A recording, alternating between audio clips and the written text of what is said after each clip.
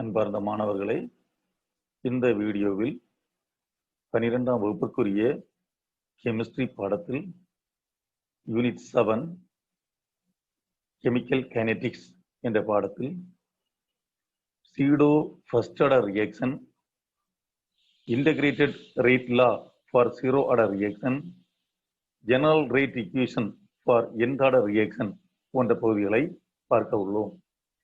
முதலில் zero order reaction. Kinetic study of a higher order reaction is difficult to follow. For example, in a study of a second order reaction involving two different reactants, the simultaneous measurements of change in the concentration of both the reactants is very difficult. To overcome such difficulties, a second order reaction can be altered to a first order reaction by taking one of the reactants in large excess. Such a reaction is called pseudo first order reaction. So, in a higher order reaction, say second order reaction, the rate law involves concentration of two reactants. Simultaneous measurements of concentration of these two reactants at any instant of time is very difficult. Initial concentration we can measure, no problem. But after time t, say after 5 minutes or after 10 minutes, how much is the concentration of one reactant and how much is the concentration of another reactant? At a time, it is not possible to measure. Okay, any one concentration means we can measure by titration or any other method we can follow. Okay, so the second order reaction can be converted into first order reaction by taking any one of the reactant in large excess. Then the reaction follows first order kinetics. These reactions are called pseudo first order reaction. Let us consider the acid hydrolysis of an ester. Say acetic acid, which one? Methyl acetate is hydrolyzed in the presence of mineral acid to form acetic acid and methanol. The methyl acetate here is cleavage CO and another O. This place is the cleavage. Water split into H and OH. H will add to the methoxy group to form methanol. OH will add to the carbonyl group, so we'll get acetic acid. Okay. Then rate of this reaction can be written as rate is equal to rate constant into concentration of methyl acetate into concentration of water. And now, in this reaction, if we take water in large excess, say 100 moles of water we can take. Okay, this methanol, this methyl acetate, we can take generally very small quantity only. Say 1 mole is taken. 1 mole of methanol, this one with methyl acetate is taken. 1 mole methyl acetate, 100 moles of water are taken. Now you see, according to the stoichiometry in this equation, you see here when 1 mole of methyl acetate is reacted, only 1 mole of water will react. So now we can assume the methyl acetate reacted is 0.1 mole. This water reacted also 0.1 mole. Here totally we taken only 1 gram. 0.1 mole is reacted. That means 10% of methyl acetate is reacted. 10% methyl acetate is reacted. Okay. At the same time, the water, how much reacted? We told 100 moles of water is taken, 0.1 mole is reacted. So it is 0.1 mole. Reacted quantity is 0.1 mole. So change in concentration of water is negligibly small. It is 0.1%. 0.1%. When just 10% concentration change, this water concentration change is only 0.1 mole or 0.1%. it is negligibly small. So we can say concentration of water is almost constant. So you see in this equation, K is a rate constant. Concentration of water is also constant. When we multiply these two constants, we will get a new constant, say K dash. Okay, so you see, if the reaction is carried out with a large excess of water, there is no significant change in the concentration of water during hydrolysis. That is, concentration of water remains almost a constant. Now, we can define K into H2O concentration as K dash.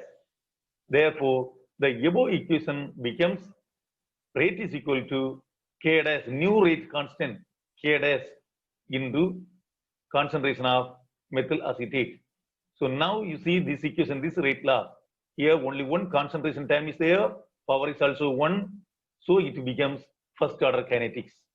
Thus it follows first order kinetics. The question number 17 answer. In your textbook, question number 17 answer. Question number 17.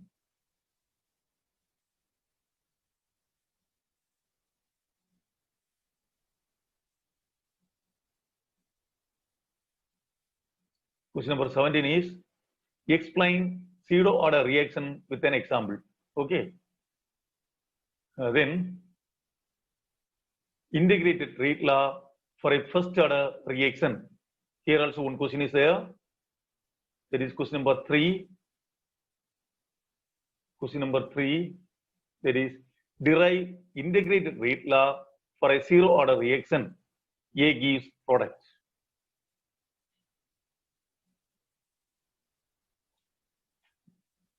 A reaction in which the rate is independent of the concentration of the reactant over a wide range of concentration is called as zero order reaction. Such reactions are rare. It is not common one, it is very rare case. You see, so here, what is called zero order reaction? Answer is there. Separately, they may ask the question. Okay, a reaction in which the rate is independent of the concentration of reactant over a wide range of concentration is called zero order reaction. Okay, such reactions are rare. Let us consider the following hypothetical zero order reaction. A gives a product. The rate law can be written as rate is equal to rate constant into concentration of reactant to the power 0, since it is zero order reaction. Okay, rate can be represented as minus dA by dt minus d concentration of A by dt minus dA by dt equal to K into 1, because any number to the power 0 is 1. Okay, on rearranging we will get minus dA equal to K into dt. Integrate the above equation between the limits A0 at 0 time and A at some later time t. That means integrate with the limit A0 to A and for time in the limit 0 to t. Okay, the above equation we can integrate this equation. This equation minus dA equal to K into dt. This equation we can integrate. Okay, with the limit A0 to A and here 0 to t. Okay, then here see in this previous equation, you see here one minus sign is there. This minus sign is written before the integral symbol. Okay, then concentration A differentiation is dA. dA integration is again A.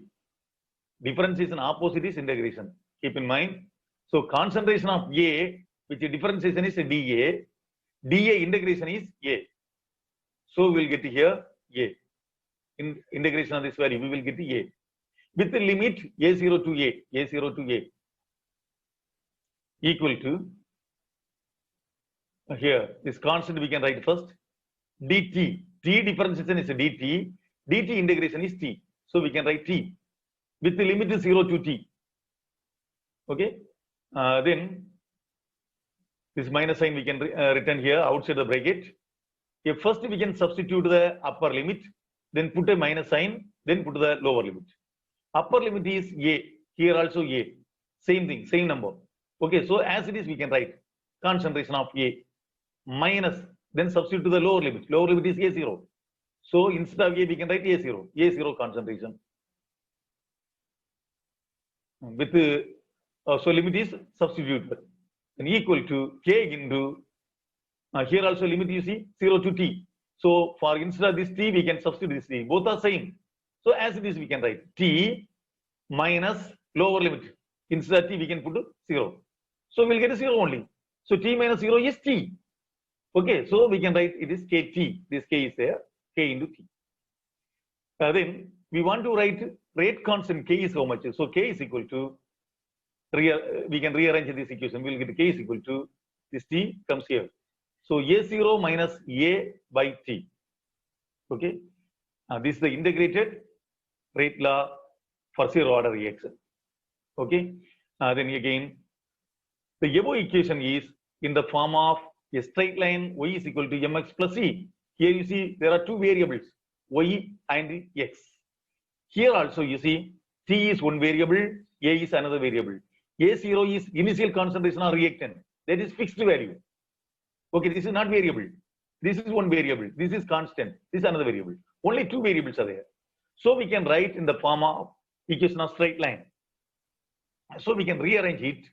Okay, so we'll get here kt equal to a0 minus a. We can rearrange this a0 we can bring to left, this a we can bring to left side and kt we can change it to the right side. Okay, so we will get this minus a, it becomes plus a. When kt changes to right side, we will get minus kt plus a0. It is now you see it is y, this t is x, similar to x. Okay, so m is equal to minus k. It's right. So we can plot concentration of a versus time t. Y-axis we can take a, x-axis we can take time. So now we will get a straight line with the slope minus k, and the y-axis intercept is a0. Okay, a plot of a versus time is a straight line with the slope of minus k, and y intercept is intercept of a0. This is the graph we will get. Examples of zero order reaction. All photochemical reactions are zero order. Say an example, photochemical reaction of hydrogen and chlorine to form HCl. Okay, this is H nu. It represents light, in presence of light. Light have photons, so the photon energy is H nu. Okay, this is not HV, it is H nu. Then decomposition of nitrous oxide on hot platinum surface is another example. N2O gas gives N2 gas plus half O2 gas.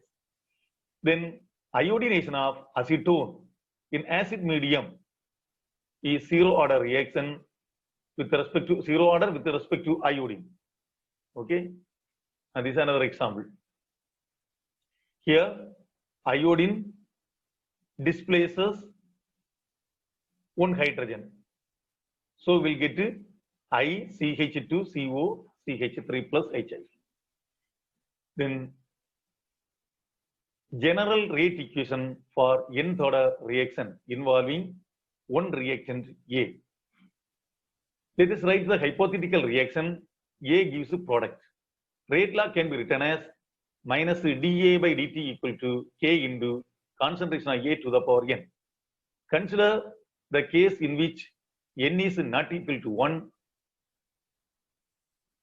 Keep in mind n is not equal to 1. For that case only we have to follow this method. Integration of above equation between the limit a0 to a and time 0 to t. Okay, respectively. That means when time t is equal to 0, concentration of a is a0. When time t is equal to t, concentration of reactant is a. Okay. Then this equation we can rearrange. So this a to the power n comes here left side, dt go to the right side. Okay, like this we will get. Then we can take integration with the limit a0 to a and here 0 to t.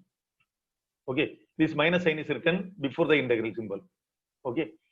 Then you see here we can rearrange this a to the power n is written in the numerator. So we will get to a to the power minus n into this dA equal to integral 0 to t kt. Then we know that well-known integration formula is integration of x raised to n dx equal to x raised to n plus 1 by n plus 1 plus c. C is called integration constant. Integration constant. This integration constant comes only for the case of indefinite integral. Here there is no limit. So we can write the C. If limit is there, then no need of the C. That is a definite integral. For definite integral, no need of integration constant. Okay. So here you see x differentiation is dx. Okay. Similarly, here a differentiation is dA. So we can follow this formula. So on integration, we will get this minus sign. We can write first, then integration of a to the power n dA. We will get here minus n. So concentration of a to the power minus n plus 1 plus 1. Then the power term will come to the denominator minus n plus 1 with the limit a0 to a equal to, here we will get dt. Differentiation of t is dt. Integration of dt is t. So we will get here t only. So k into t. Here also limit is there 0 to t. First we can put the upper limit, so we will get t. When we substitute the lower limit, we will get 0. So we will get here kt only. Then here is minus sign. We can bring to the bring inside the bracket. So this minus n becomes plus n, plus 1 becomes minus 1. Okay. Then this n minus 1 term we can bring we can change to the right side. So here it will come. And the a to the power minus n plus 1, this term we can change to the denominator. Okay. So we will get here plus n minus 1 like this. Now we can substitute the limit. First upper limit. Upper limit is a. Here also a. So no change. As it is we can write. So 1 by a to the power n minus 1 minus. Then we can substitute the lower limit. Instead of a we can write a0. So we will get 1 by a0 power n minus 1 equal to n minus 1 kt. அன்பார்ந்த மாணவர்களே, இந்த video உங்களுக்கு பிடித்திருந்தால் subscribe செய்யுங்கள், like செய்யுங்கள், share செய்யுங்கள். திரையில் தோன்றும் லிங்கை பயன்படுத்தி +2 கெமிஸ்ட்ரியில் உள்ள வீடியோக்கள் அனைத்தையும் பார்வையிடலாம். நன்றி.